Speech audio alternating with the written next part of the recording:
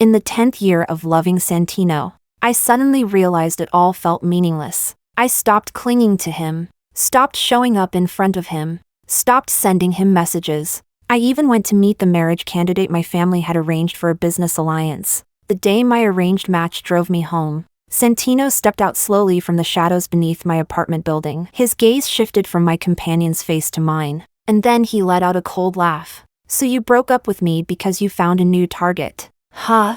Chapter 01. The day I brought up breaking up with Santino, it was actually because of something trivial. That day, he won the third Best Actor trophy of his life. Santino debuted young, and the number of awards he had received over the years was impossible to count. By now, he handled occasions like this with perfect ease and composure. When he began giving his acceptance speech, the giant screen tactfully cut to me sitting in the center of the audience. I smiled politely and reservedly at the camera, then focused my eyes entirely on Santino, holding the trophy. Santino's indifferent gaze swept over me as if I were just another irrelevant stranger in the crowd. Then he began thanking everyone according to the usual script. The director, the producers, the stage crew, even his assistant earned a mention in his speech. But from beginning to end, he never once said my name. From the first award he ever won until now, I had never appeared in his words of gratitude, even though everyone knew that if there was one person he should thank most for standing where he was today,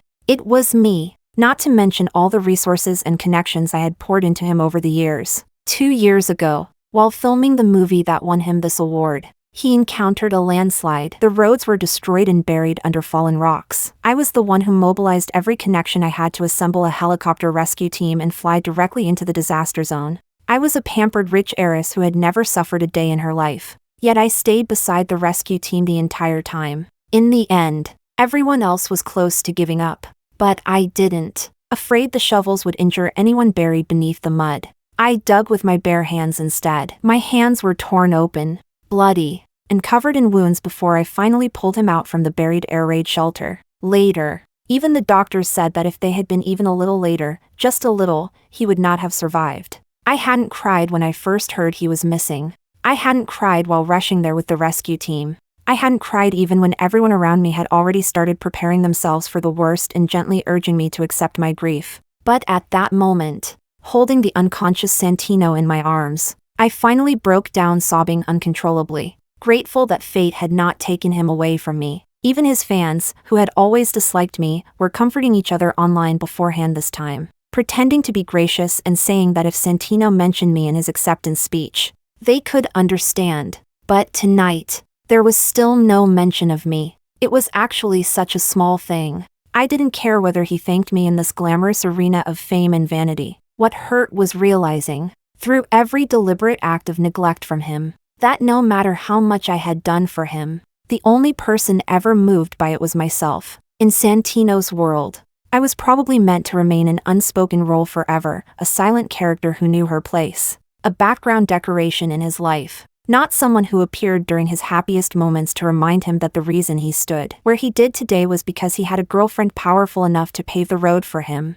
When he finished speaking, the people around us glanced toward me curiously. I lowered my eyes without any expression, just as I always had before. Everyone knew I would endure it. After all, with my power and influence, I could have forced Santino to say my name on that crowded award stage the very first time he won a trophy. The spectators had long grown used to it. They thought this time was no different from every other time before. No one knew that beneath the dazzling flashes of the cameras, what surged inside me was exhaustion. I was tired of it all. Chapter 02. After the award ceremony ended, Santino and I went back together. He was the center of attention tonight, the hottest name in the room, so he had already arranged for his assistant to drive an empty car away as a decoy to lure off the reporters crowding outside. The two of us sat in my glacier white Bentley. He drove while I sat in the passenger seat scrolling through social media. The trending topics were predictable enough. I tapped into Santino's fan forum. His fans were all hosting giveaways to celebrate. One of his biggest fan accounts, with hundreds of thousands of followers, was especially excited. She reposted an older post she had made before the ceremony. "Let's make a bet. Do you think the Best Actor winner will mention Francesca in his speech tonight? Even though the chances are high, I'm still betting he won't." Her repost caption now read, "Yay, I won. So happy. I'm picking 10 people in the comments to win the perfume Santino endorses. The perfume cost several $1,000s a bottle. Even random passersby were happily reposting it. Like the whole world was celebrating together. I smiled faintly. I rarely lost control of my emotions, and I almost never bothered arguing with Santino's fans over things like this. Back when he had just debuted, his fans had flooded the internet with edited funeral photos of me. Obsessive stalker fans had even mailed animal corpses to my house. I endured all of it without changing expression. But today, suddenly, I didn't want to endure it anymore. I picked up Santino's trophy and took a photo inside the car, deliberately calculating. I angled the trophy toward the driver's seat so that through the gap along the edge of the award, part of Santino's sharply defined fingers gripping the steering wheel could be seen. Then I posted, "My head hurts. Where should I put this trophy?" The comments refreshed rapidly. Some amused onlookers were spamming laughter. Some of Santino's antis mocked sarcastically. "This is killing me. They're out there doing giveaways while your idol's trophy is already in his woman's hands. You really shouldn't have pissed off his girlfriend. Once she gets upset, isn't it still the man himself who has to coax her?" I paused when I saw that comment. Santino had never coaxed me before, because he knew that no matter what emotions I had, I would always swallow them myself and then appear in front of him again as if nothing had happened. In the nearly 10 years since we met and got together, he had never once taken the initiative to get close to me. The most intimate physical contact we ever had stopped at holding hands. And every time I touched his hand, his whole body stiffened with resistance so obvious it was impossible to ignore. Eventually, I stopped initiating it too. Fine. I could just treat it as some kind of platonic relationship. Thinking that way, the tiny bit of satisfaction I had gotten from upsetting his fans instantly faded too. Disinterested, I tossed both my phone and the trophy aside, then turned to look at Santino. Both of his hands rested on the steering wheel as he focused on the road ahead. The lines of his profile looked like something the creator had sculpted with favoritism. His nose was high and sharp, but my favorite thing had always been his eyelashes. Long and thick, framing his dark eyes like flourishing branches in spring, making them seem impossibly deep because his features were so striking and intense. Even when he looked at someone expressionlessly, it still seemed as though there was tenderness lingering in his gaze. I had been trapped in those eyes for nearly 10 years. Santino and I had never been people with much to say to each other. Tonight, I had nothing I wanted to say either, so we stayed silent all the way home. I was exhausted. A kind of weariness seemed to surge up from somewhere deep inside me,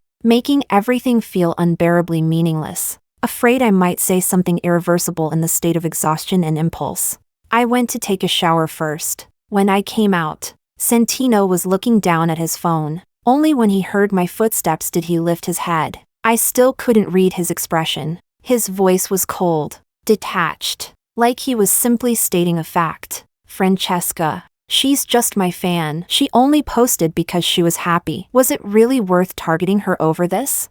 I was baffled. I picked up my phone and only then realized he was talking about that incident. My own post hadn't caused much attention, but the big fan account that had reposted the giveaway had been banned. Its page now showed as unavailable. He thought I did it. His fans thought so too. They were all mocking me for being rich and powerful, for bullying others with my status, for being petty and vindictive. I locked my phone screen and looked at Santino tiredly. Then I explained just as tiredly. It wasn't me. He smiled indifferently, clearly unconcerned whether I was telling the truth or not. Chapter 03. I opened my mouth, then gave up. There was no point explaining if he was never going to believe me anyway. Over the years, I had already taken the blame for countless things. One more hardly mattered. The impression I left on him when we first met had lasted all these years. In Santino's eyes, I would always be the spoiled rich heiress who bullied others with her power and acted arrogantly.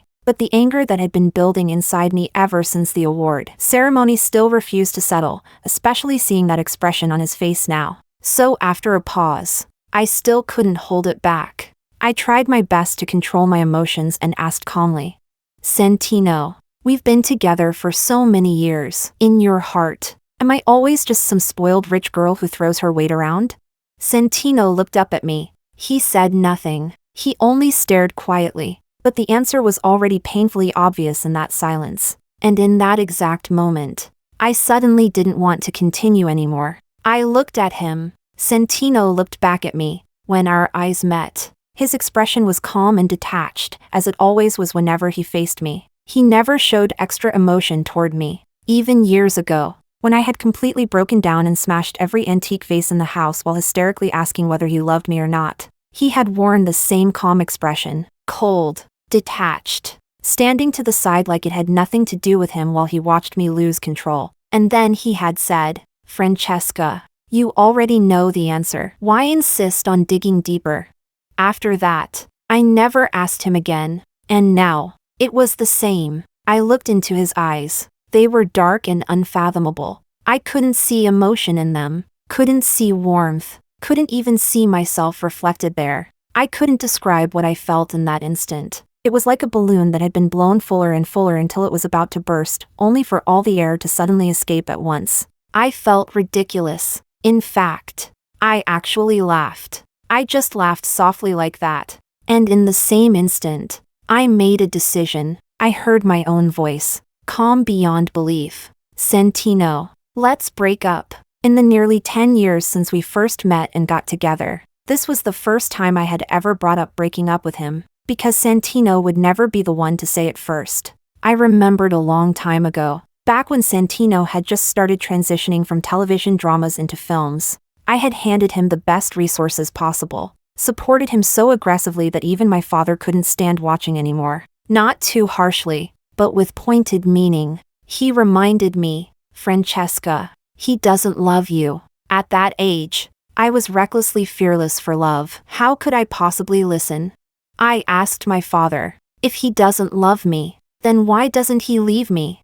I was too young to understand then. Only when I grew older did I finally realize the truth. Santino would never leave me. Even if he didn't love me, he would never take the initiative to break up with me. Because his mother had once been a minor actress under one of my family company's subsidiaries, she had spent her whole life playing insignificant supporting roles without ever becoming famous. Until she gave birth to Santino. When Santino was little, he had already started appearing in scattered advertisements. Then, during high school, he exploded into fame overnight after playing a young emperor in a historical drama. That just happened to be the age when I first understood what it meant to fall in love. For the daughter of a powerful capitalist family, wanting to meet an actor she had fallen for at first sight was the easiest thing in the world. So when I was 16 years old, the newly famous Santino was respectfully brought before me by his mother like a carefully prepared gift. I still remember that day. I wore a white princess dress as I slowly descended the extravagant spiral staircase in my family mansion, step by step with deliberate elegance. Finally, I stopped halfway down the staircase. Above my head hung a dazzling crystal chandelier. I knew the light shining from there would make me look even prettier. And so I looked down from above at the teenage Santino and asked with forced maturity and teenage bravado, "So you're Santino, the one who played the young emperor?" At the sound of my voice, he lifted his eyes toward me from beside his mother. Just one glance, and suddenly, I thought of a line from the ancient poetry I had read in my youth. "A radiant white steed stands within the silent valley, with but a bundle of fresh grass. That graceful soul shines like jade." Back then, I never imagined that single glance would trap me for so many years, and I never imagined that one day, I would grow disgusted by the fact that I had fallen for him at first sight in my innocent youth. Chapter 04. I was tired of it. And for me, that was an almost unbelievable thing. From the very first moment I saw Santino at 16, I had been interested in him.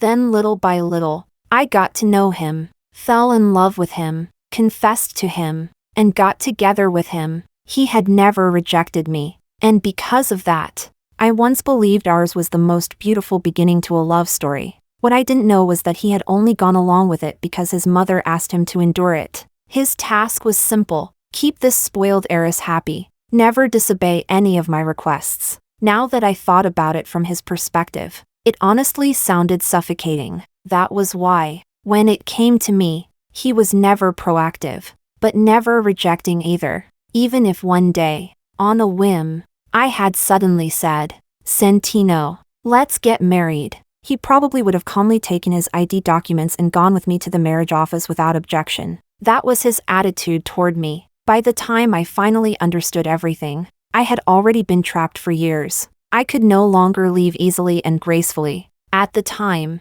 I thought, whether he loved me or not didn't matter. As long as I wanted him, he would always belong to me in the end. But I was tired. Forget it. Just forget it. Let him be free. Rumors that Santino and I had broken up began slowly spreading across social media about a month later. According to the gossip, an insider claimed that Santino and I had split. At first, no one cared. After all, during all the years Santino and I had been together, there hadn't just been hundreds of breakup rumors, there had probably been thousands. From the very beginning of Santino's career, my shadow had always been beside him. The nation's hottest superstar actor and the only daughter of the CEO of the entertainment industry's largest talent agency. A topic like that would never lack attention or traffic. Countless people both inside and outside the entertainment industry had always been curious about one thing. When would Francesca and Santino finally break up?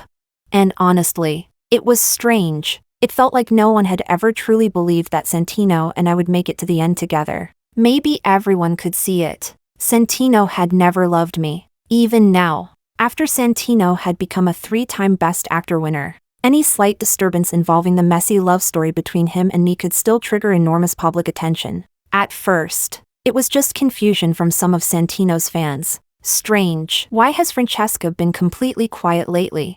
I've noticed it too. Even the Best Actor Studio account hasn't released new promo content in ages. I don't know why, but I've had this uneasy feeling lately. It's like the silence before a storm. Feels like something big is about to happen. Then came a secretly filmed video from a party. That was probably the 3rd week after Santino and I broke up. I had been invited to the birthday party of a business partner's only daughter.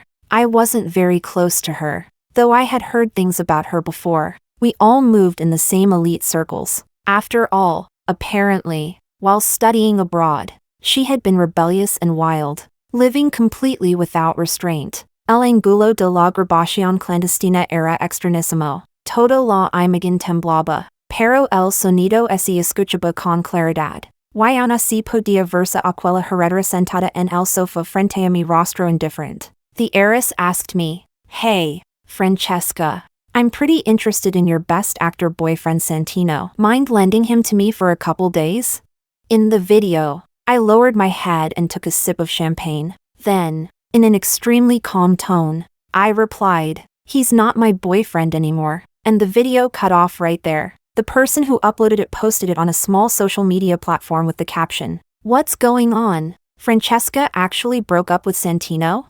Although the post was quickly deleted, someone had already saved the video. Soon, gossip accounts everywhere started spreading it, until eventually, it climbed onto the trending charts. Neither Santino nor I responded. Chapter 05. It wasn't until 3 days later, on Valentine's Day, that someone asked Santino during an online interaction what his plans were for the holiday. Santino's studio account personally reposted the question and replied, "Our boss is a single dog now, so he won't be joining the Valentine's Day excitement." That was basically an official breakup announcement. The response caused an uproar. Countless people were shocked and gossiping about it. Others celebrated wildly. And, of course, there were always some spectators who loved stirring up drama. Santino officially announced the breakup? Francesca, that possessive rich heiress, must be losing her mind right now. But I didn't lose my mind, nor did I respond to the probing questions from friends trying to test the waters. I simply closed the webpage calmly, as though I had just read news completely unrelated to me. After that, I never paid attention to entertainment industry news again. Truthfully, I had always been someone who preferred peace and quiet by nature. These past years, it was only because of Santino that I had remained so high profile in the entertainment world. I had actually contributed a great deal to the level of attention and popularity surrounding Santino over the years. But in reality, I never truly enjoyed exposing myself to the gaze of the public. I thought this would probably be the last time Santino's name and mine appeared side by side on the trending charts. Unexpectedly, my father called me home anyway. When I arrived, he was bent over in the garden examining his ghost orchids. He loved orchids. The kind of ghost orchids sold at auctions for tens of millions each. He kept an entire garden full of them. Though, of course, they were all artificially cultivated. Wild ones were illegal. Back when I had first gotten together with Santino, my father had never stopped me. At his level of power and wealth, All he needed was for me to be capable of protecting the family empire. He didn't particularly need me to expand it further. So at the time, he had simply told me, "Francesca, as long as you're happy." Of course, while I watched him, he casually snapped the stem of a perfectly blooming ghost orchid in the garden and said lightly, "But remember this, no matter how much you like something, it should only ever remain a hobby. Never confuse the priorities." Unfortunately, I hadn't listened. I threw myself into love headfirst and only now, after crashing into wall after wall, had finally learned how to let go. I stood obediently beside my father. He glanced up at me and smiled with the same gentle warmth as always. "The people at the agency already told me everything, so this time, have you truly figured things out? Or is this just another lover's quarrel?" I lowered my eyes, somewhat listless. "You know me, Dad. I never do things halfway." At that, my father laughed. When he was younger, his methods had been ruthless and decisive like thunder itself. Yet now, in old age, he had somehow become more open-minded instead. Rather than criticizing me, he comforted me. If life always went exactly the way we wanted, wouldn't it be terribly boring? Good that you've figured it out. The most important thing in life is knowing how to pick things up and how to let them go. Don't drag things out endlessly. He looked at me and added with meaningful emphasis, "But Francesca, now that you've let go, don't ever come tell me one day that you want to pick it back up again." I smiled faintly and turned my head to look at the ghost orchids beneath my gaze. My tone was calm. "You underestimate me too much, Dad. Your blood runs through my veins. Once I make a decision, I act decisively. Either I don't do it at all, or once I do, I never turn back. I only spent these 10 years doing this once. Of course I won't pick it up again." My father smiled and patted my shoulder. Then he said, "Good. Your Uncle Han invited me to dinner recently. I heard his sons will be there too. Clear your schedule next Saturday and come with me." This was the beginning of introducing marriage alliance candidates to me. We both understood it without saying it aloud. I nodded indifferently and agreed. I thought, it really was time for me to walk the path I was supposed to walk. Santino and I should both return to the places where we truly belonged. Chapter 06. On Saturday, I accompanied my father to a business dinner. Strictly speaking, the Han family and ours couldn't really be considered old family friends. The Hans had built their fortune through emerging industries and only truly rose to prominence in recent years. But their momentum had become extremely strong lately. My father valued their potential and intended to invest, and the two men had gotten along quite well during discussions. It just so happened that Uncle Han heard my father had a daughter and jokingly suggested letting the younger generation get acquainted. My father simply went along with it naturally. Doesn't necessarily have to be matchmaking or a marriage alliance. My father told me before we left, "Just think of it as getting out to relax and meet more people. Don't put too much pressure on yourself." Originally, I thought the evening would be unbearably dull. But Uncle Han's younger son was extremely charming and smooth-talking. He knew exactly how to take care of his female companion with thoughtful attention and perfect manners. So the atmosphere never became awkward. On the drive home that night, my father asked what I thought of the Han brothers. I considered it for a moment before replying. That younger son, Oberon Han, really is eloquent and good at reading people. He's incredibly attentive toward women. I couldn't help laughing as I added, with skills like that, he definitely didn't develop them without years of experience fighting his way through the dating scene. My father laughed too. And the other one?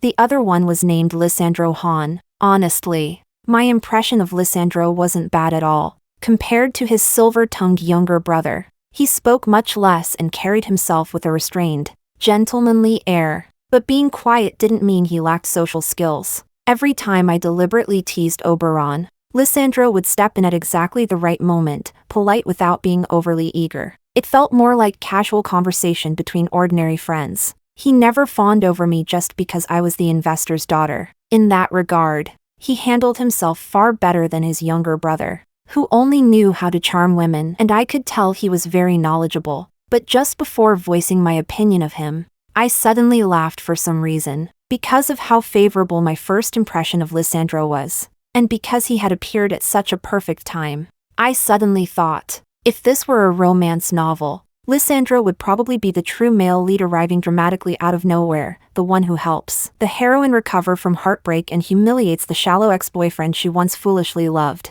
Unfortunately, I wasn't the heroine of some romance novel. Lysandro wasn't the destined male lead arriving late according to the plot. And Santino certainly wasn't the ex-boyfriend waiting to be humiliated. Love didn't work that conveniently. You couldn't simply say goodbye to one person today and immediately find your perfect soulmate tomorrow, then effortlessly begin a new relationship that would stay blissfully in love forever. I simply didn't dislike Lysandro, and our first conversation had left me with a favorable impression of him. Once you miss the age when you're capable of giving the most passionate, sincere, unconditional kind of love, the real world that remains is nothing but weighing pros and cons and maximizing benefits. So after thinking about it, I told my father, if I really had to choose one, Lysandro is a bit more pleasing to the eye. My father burst out laughing. What nonsense are you talking about? Sounds like you're choosing royal consorts. It's not like I'm asking you to pick a boyfriend. Then he paused and added,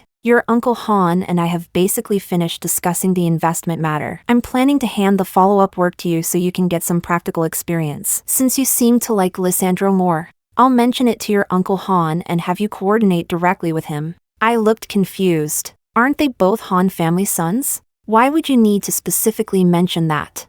My father smiled and explained. The two brothers have different mothers. The one you took a liking to is the eldest son. Sean Han had him with his first wife before he became successful. Later, Sean cheated during the marriage and had the younger son with another woman outside the marriage. The age gap between the brothers actually isn't very large. Sean's current wife is the mistress who successfully replaced the original wife. So naturally the eldest son isn't valued as much as the younger one. Then my father deliberately teased me. But things are different now. Since you, this wealthy young heiress, have taken a liking to Lysandro, Sean will probably have to reevaluate his eldest son's status and worth. I turned to look at my father. In truth, my father was an extremely traditional and devoted man. Back then, my mother had built everything alongside him from nothing. Later, after his wealth and status skyrocketed, countless women tried desperately to climb into his bed, but he never spared any of them a second glance. The year my mother died, my father became critically ill himself and nearly followed her. If not for the fact that he still had me to care for, he probably wouldn't have survived it. Even after recovering, he spent more than half a year shut inside his study, barely leaving the house, writing poetry alone, 10 years apart in life and death, both boundless in sorrow. Only a year later did he finally force himself back into social life. Even then, he still never touched another woman. Chapter 07. Back when Santino filmed his first movie, I had thrown money at the project without hesitation. Someone once tried gossiping about it in front of my father, but my father only laughed heartily and said my hopeless devotion clearly came from him. Now, seeing him deliberately looking entertained while assigning me to work with Lysandro Han, I guess he probably also wanted to slap the smug younger Han son in the face a little. I knew my father looked down on the son born from the mistress who had replaced the original wife. Although my father was a businessman, there had always been a kind of old-school honor and boldness about him. This investment project, as my father said, already had all the major framework and conditions negotiated. All I really needed to do was follow up on the contracts and oversee some of the later implementation details. To be safe, he even temporarily assigned his chief secretary to assist me so I could consult her anytime I encountered something unclear. It was practically a foolproof deal. Even so, I still wanted to understand every detail myself. I didn't like the feeling of having everything controlled by others. Only when I understood things thoroughly myself could I avoid being deceived. The contract clauses had already been carefully reviewed word by legal teams from both sides. Yet even then, I still stayed up late studying by lamplight, burying myself in stacks of business documents for over a week. When I finally emerged from the study with panda-like dark circles under my eyes but an oddly refreshed spirit, my father lowered his newspaper and said to the housekeeper,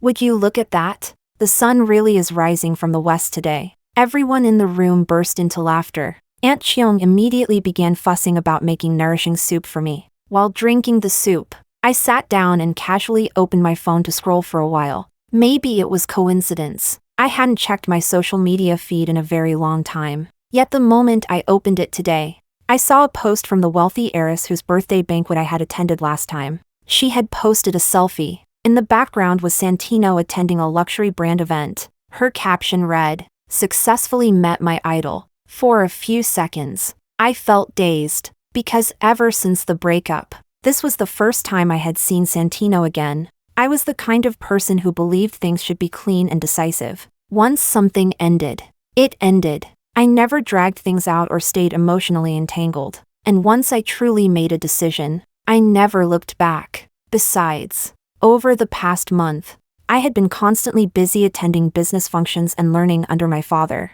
My schedule had been packed so tightly that I genuinely hadn't had much mental energy left to think about him. So suddenly seeing him again without warning gave me a strange feeling, like a lifetime had passed. But I didn't dwell on it. It felt as though, in just one short month, we had already entered two completely different worlds. Mine was now a battlefield of business, full of hidden knives, schemes, and calculated deception. His was still the glamorous entertainment world of romance, fame, luxury, and desire. We no longer belonged to the same world. And apparently, cutting ties with someone could really be this simple. I didn't care much about it. I turned off my phone and continued drinking my soup. Just as I finished and prepared to contact Lissandro, a red notification suddenly appeared on my social media feed. +1. I opened it. The heiress had tagged me in the comments of her post and asked, "Francesca, I never go after my friends' boyfriends. You and Santino really broke up,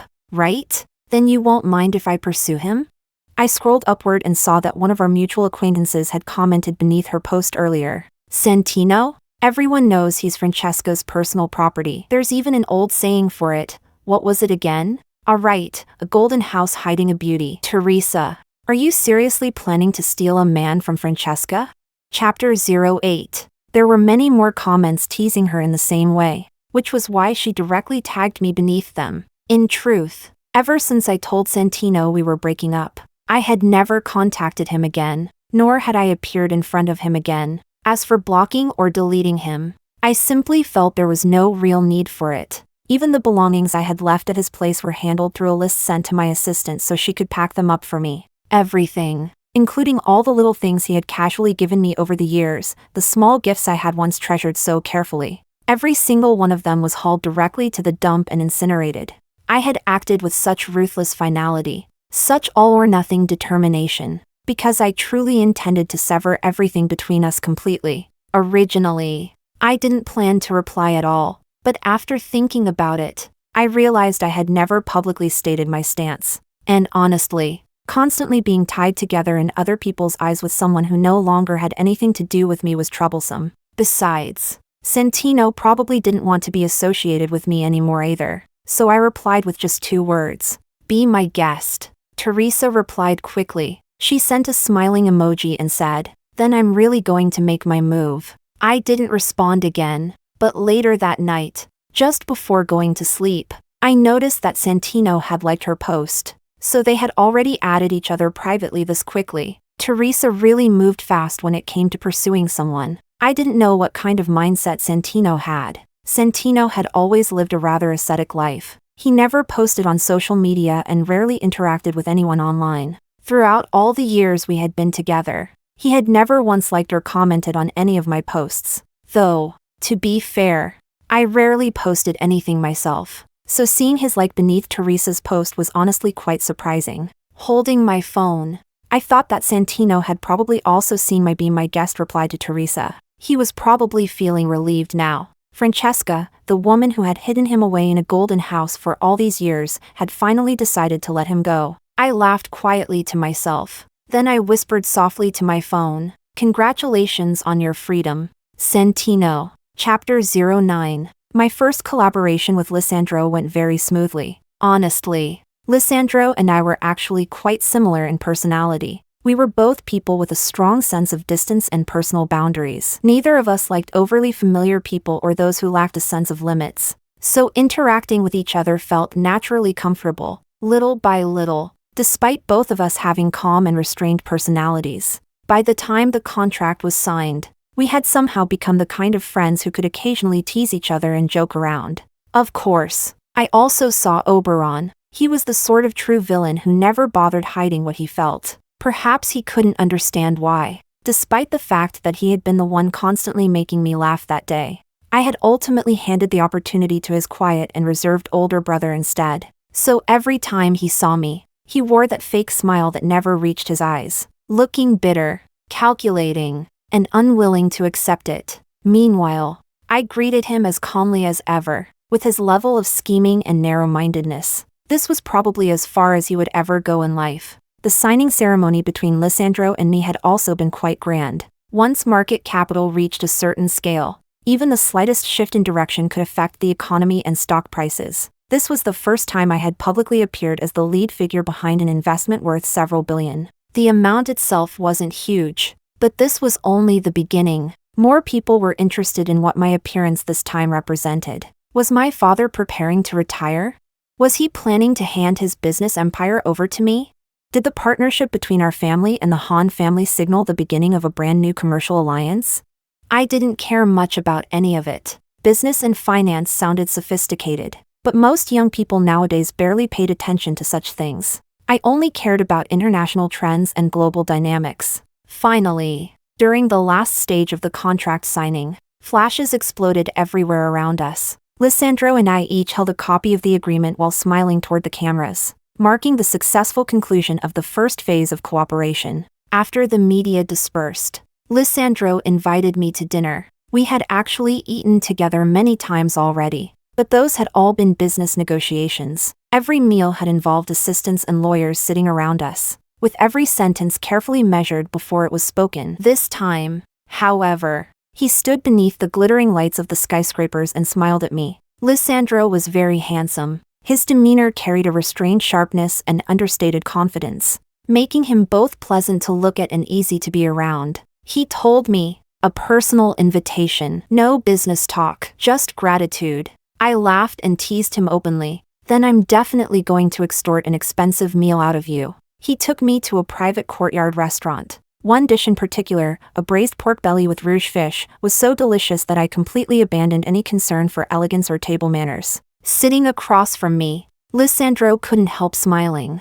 I really should take a picture of this and sell it to the editor-in-chief who praised you so extravagantly in the business news today. I glanced at him slowly, then replied with complete seriousness. In that case, he'd probably only praise me even more for being my father's daughter. I'm simply unconcerned with trivial details. The two of us burst out laughing. Honestly, Lissandro was the type of person perfectly suited to being a friend. Whether talking or spending time together, neither of us needed to pretend or put on an act. Everything felt relaxed and natural. I liked this kind of atmosphere. Easy, comfortable. I had assumed Lissandro would spend the evening venting to me about his hardships, about the early death of his biological mother, about the humiliation and unfairness he suffered, about the ugliness and cruelty of his stepmother and half-brother. But he never mentioned any of it. Instead, he only told me stories from his travels around the world. The way he spoke was captivating. I listened attentively and kept asking eagerly,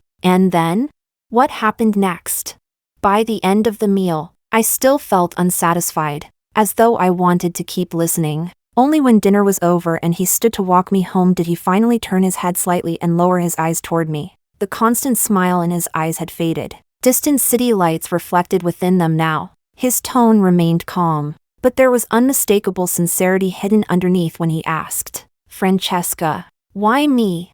I tilted my head and seriously thought about it for a moment before honestly answering, "Because I don't like your brother." He clearly hadn't expected that answer. He froze briefly before suddenly laughing out loud. The laughter was bright and open, vibrating faintly from deep in his chest. For the first time, he truly looked carefree and genuinely happy. Then he said, "What a coincidence. Looks like we've found another thing we have in common." Chapter 10. I never expected to trend again, and not in the business and finance section, but in entertainment gossip. The headline featured 3 huge photos. The title was written in the most exaggerated clickbait style imaginable. Top-tier heiress and 3-time best actor end 10-year romance was there. Breakup caused by a business-marriage alliance rather than a peaceful separation?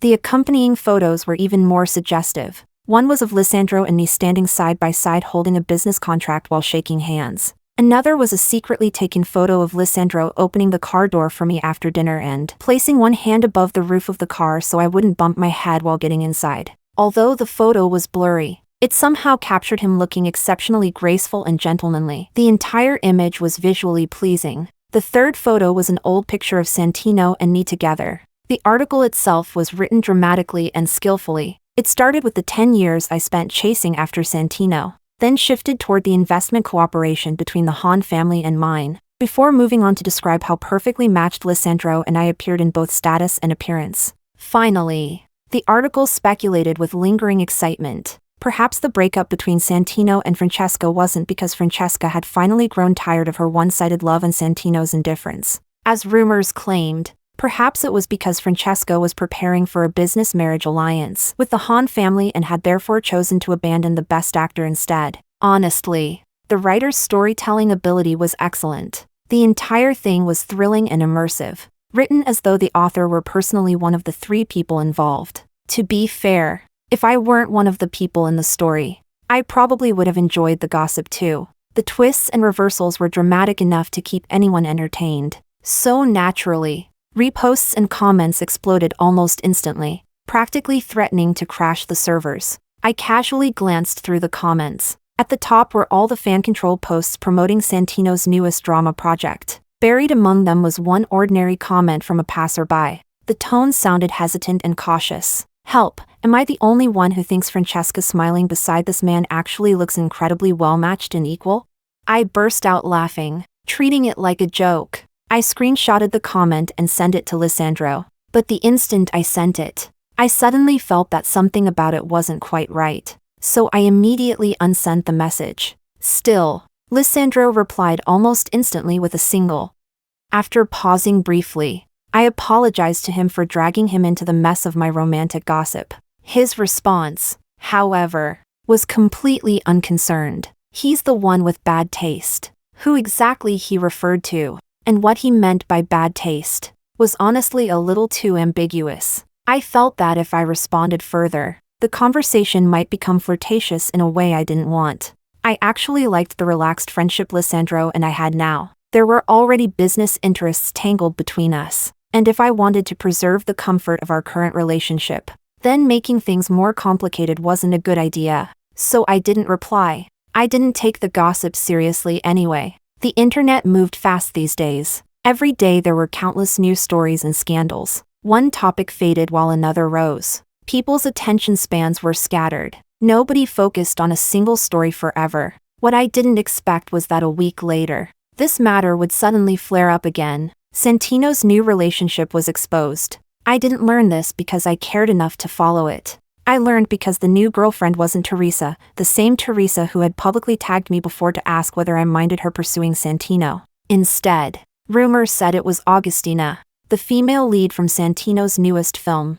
As a result, a whole group of friends immediately came to gossip with me. At that point, it became impossible not to know. In the leaked photos, Santino and Augustina sat together inside a sports car while waiting at a red light. One of Santino's hands rested on the steering wheel. The other reached across toward the passenger seat. His fingers tightly interlocked with Augustina's. Santino and I had been photographed together countless times before. Naturally, many of those photos had also been taken while we were inside a car, but because the vehicle windows were covered with heavily tinted one-way privacy film, outsiders could never see what was happening inside. So only I knew this. During all the countless times we rode together in the same car, Santino had never once, reached his hand toward the passenger seat to hold mine. Not even during those long waits at red lights. Not even once. Chapter 11. Santino's fans were not nearly as heartbroken as people might have imagined. Instead, they joyfully welcomed the new sister-in-law,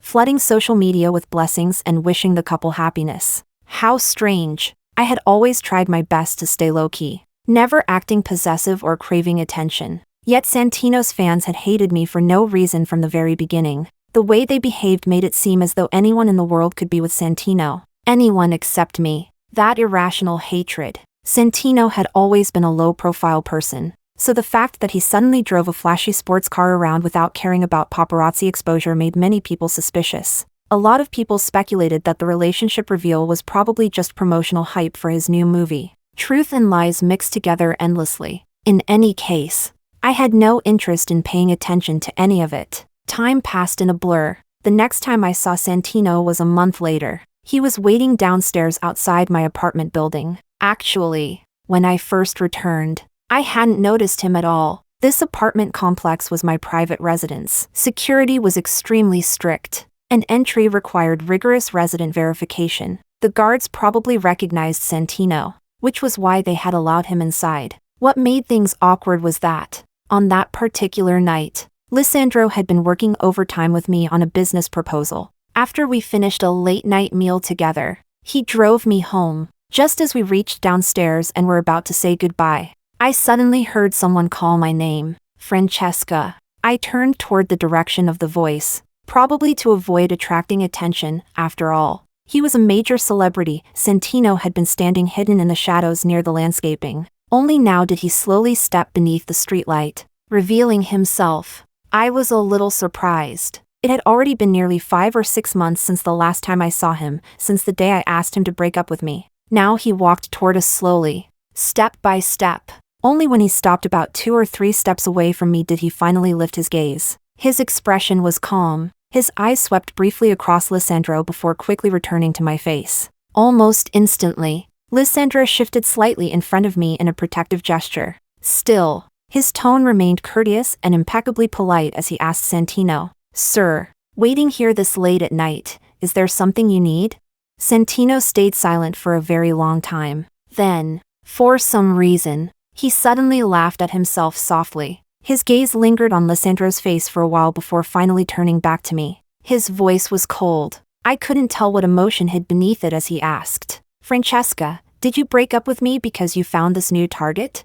Before Lisandro could speak, I reached out and lightly tugged on his sleeve. Then I smiled at him politely. "Lisandro, it's all right. This is a personal matter." For some reason, the distant and reserved expression Lisandro wore toward Santino dimmed slightly for an instant, but he quickly concealed it so fast that I almost wondered if I had imagined it. Ever the gentleman, he respected my privacy and stepped back gracefully. "Then I won't disturb you further. Francesca, if you need anything, call me." I told him okay. Before leaving, Lisandro glanced once more at Santino, who had stood there the entire time watching us coldly from the sidelines. Lisandro gave him a polite nod as a greeting. Santino responded with nothing, only cold silence. Chapter 12. I kept watching until Lisandro's figure disappeared completely into the shadows before finally turning back toward Santino. Santino let out a sarcastic cold laugh. "Can't bear to see him leave?"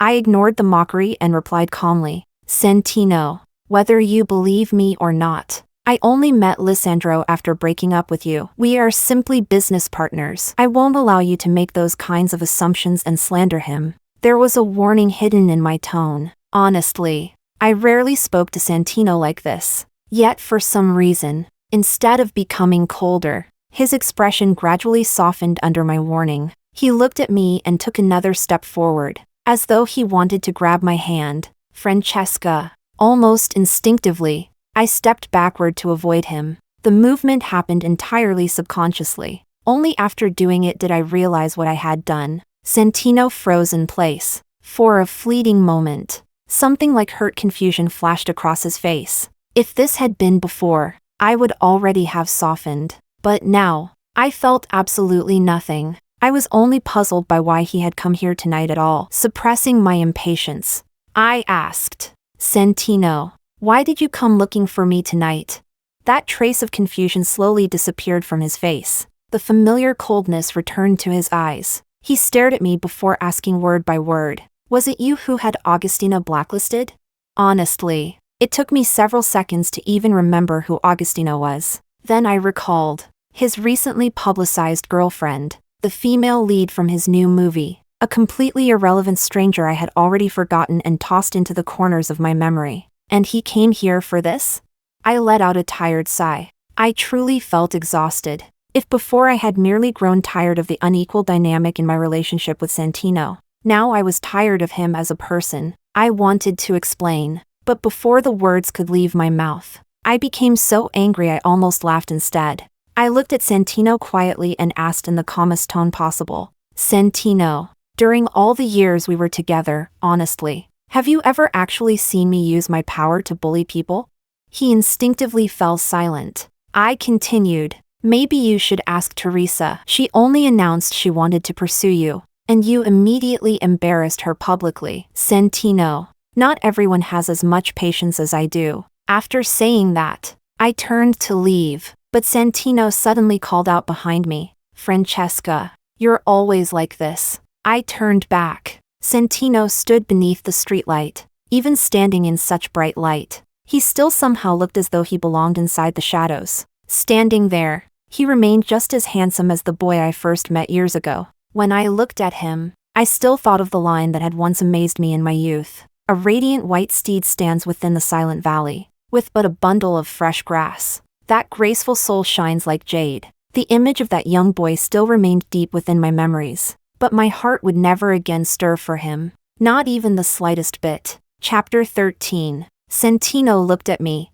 I still couldn't read the emotions in his eyes. In all these years, I had never truly understood them, but whatever was there was always either indifference or hatred. He had never seemed to feel anything else toward me. I had clearly shown him a way out, yet it seemed he hadn't listened at all. It almost felt as though coming to me tonight to defend Augustina had merely been an excuse to see me. Even I found the thought absurd. Then I heard his voice. Francesca, you've always been like this. You become interested in something, then forcefully barge into its world. And once you stop liking it, you discard it without hesitation. You're a wealthy heiress standing high above everyone else. Anything you want comes easily to you. Countless people around you try to please you, make you happy, hand you whatever you desire. So the moment you showed even a little interest in me, endless people told me I should know my place and be grateful. They couldn't wait to present me to you like some kind of gift. When you liked me, you wanted the whole world to know. And once you stopped liking me, you threw me aside and handed me off to someone else like I was trash. After all, there are always new and interesting things around you. As long as you want something, there's nothing you can't have. So someone insignificant like me, you never once looked back. Did you? No matter how desperately I tried to get your attention, you never once turned around to look at me. I quietly looked at him. He stared back expressionlessly, and only at this moment did I finally see the emotion hidden in Santino's eyes. There was indifference, there was hatred, but floating above that hatred was a faint shimmer of tears, like a thin layer of ice that would melt with just a single breath of warmth. I said, when you were 18 and wanted to make movies, I fought to secure a legendary IP for you. I begged my father to step in and personally invite famous actors to support your film. When you were 20 and filming deep in the mountains, I was still in school. The place you were filming was incredibly remote. No amount of money could make the journey easier. I had to transfer from planes to buses, then to donkey carts guided by locals. One trip alone took dozens of hours. Even so, I still went to see you at least twice every week because I worried you weren't eating or sleeping properly. When you were 21, a female actress from your production framed you and falsely accused you of assaulting her while drunk. Everyone called you a hypocrite. Nobody believed you. Even your fans turned against you and abandoned you. Your career and popularity hit rock bottom. But I stood beside you unwaveringly. I believed in you until I found evidence to clear your name and helped you stand back up again. When I turned 22, you remembered my birthday for the very first time and said you wanted to celebrate with me. I flew overnight from Shanghai to Paris. I waited outside your trailer the entire day, covered in mosquito bites. In the end, the message I received from you came after midnight had already passed. You told me you got busy attending a commercial event and forgot to tell me not to come. When you were 23, your film set suffered a mountain collapse. I rushed there without sleep and dug you out from beneath the rubble myself. When you woke up and saw my hands wrapped in bandages like a mummy, you frowned in disgust and told me not to come near you because you were germophobic and couldn't stand the sight of blood. There were too many moments like these. I truly didn't want to continue anymore. My eyes blurred faintly with tears, not for him, but for the younger version of myself who had thrown herself recklessly and wholeheartedly into love. Through my blurry vision, Santino's face looked terrifyingly pale. He looked as though he could barely stay standing. It seemed like he wanted to come forward and hold me, yet he didn't dare approach. I forced the tears back little by little before continuing coldly. Word by word. Santino. Ever since I was 16 years old, I placed a completely sincere heart in front of you like a fool. Yet all you ever saw was the halo of me being a rich heiress, the girl who could have anything handed to her. But Santino, in all these years, have I ever forced you into anything? I told you countless times that if you didn't like me, you could reject me directly. But you accepted my kindness. You accepted my confession. And now you're telling me that you were just some insignificant sacrificial gift. So tell me honestly, Santino, in all these years between us, who was the one constantly compromising and accommodating whom?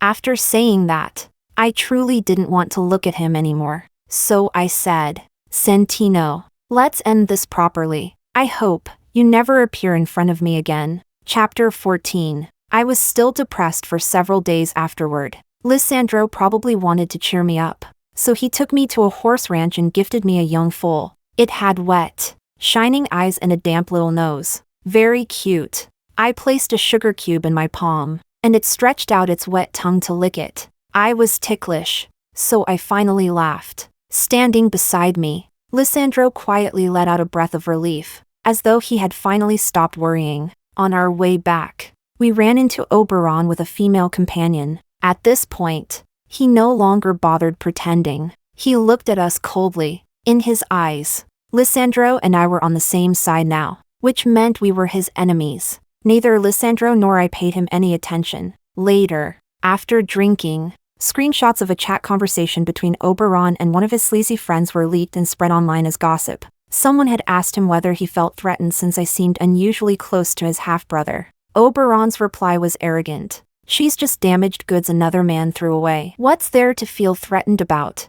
Below that, he sent a video to his friend. I had no idea where he found it. It was footage from years ago, me covered in dirt, digging desperately through rubble with my bare hands to rescue Santino. The final scene showed me clutching the unconscious Santino while crying uncontrollably. Oberon smugly told his friend, "Trash like that? Let Lisandro, that idiot, take over and deal with her." The video spread rapidly. Later, I heard that Santino got into a car accident after becoming distracted while driving. He was rushed into intensive care and barely survived after several days of emergency treatment. 3 days after those chat logs were exposed, Oberon was thrown from a horse at his family ranch. Rumors said both his legs were broken. The outside world exaggerated the story dramatically. People whispered about brothers turning against each other. They claimed the one behind it all was the Hahn family's eldest son, Lisandro Hahn. During that period, I indeed didn't see Lisandro for some time. When I later visited the Hahn family residence, Lisandro was kneeling while receiving family punishment. I let out a cold laugh in front of Uncle Hahn. Not long afterward, before Oberon had even fully recovered, he was sent overseas. That pretty much destroyed any hope he had of inheriting the family business. See? In front of wealth and interest, even blood ties must step aside. Just like how Uncle Hahn, no matter how much he loved his younger son, still had to send him far away so he wouldn't remain in front of me as an eyesore. After that, life finally seemed to settle back onto the right track, and the day Lisandro confessed to me happened during the transition between late spring and early summer. The weather was perfect. The temperature was perfect. The humidity was perfect. Every flower bloomed at exactly the right moment. Before he even spoke, he laughed first and said, "Francesca, there's something I want to tell you." I replied, "I'd advise you not to." That only made him laugh again. I originally didn't plan to say anything. I wanted to wait for the right moment, until there were fewer business interests entangled between us. That way, maybe you'd believe my confession was sincere instead of suspecting ulterior motives or commercial intentions.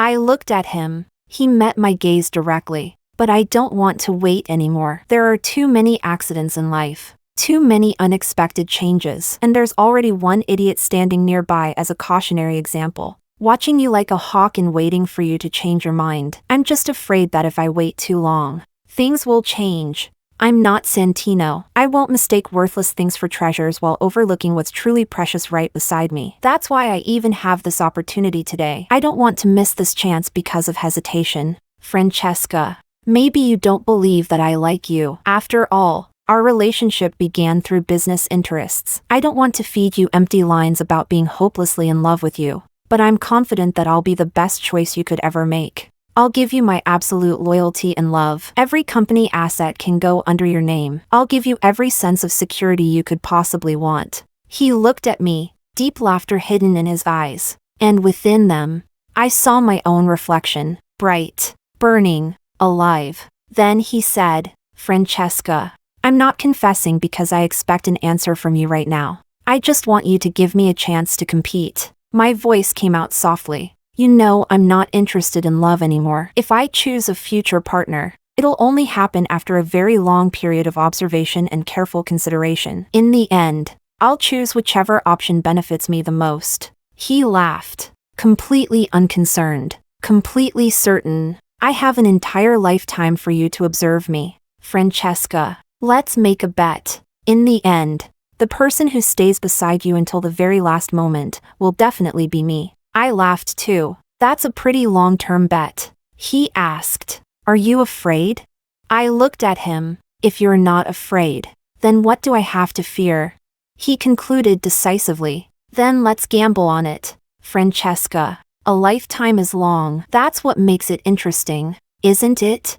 Yes, a lifetime was long. Life needed something interesting to make it worthwhile. And yet, a lifetime passed in the blink of an eye. The world changed with every passing year. This was an era where even videos had to be short and fast to keep people interested. Who would dare casually promise forever? But a little gamble didn't hurt. After all, in the end, the one who definitely wouldn't lose would be me.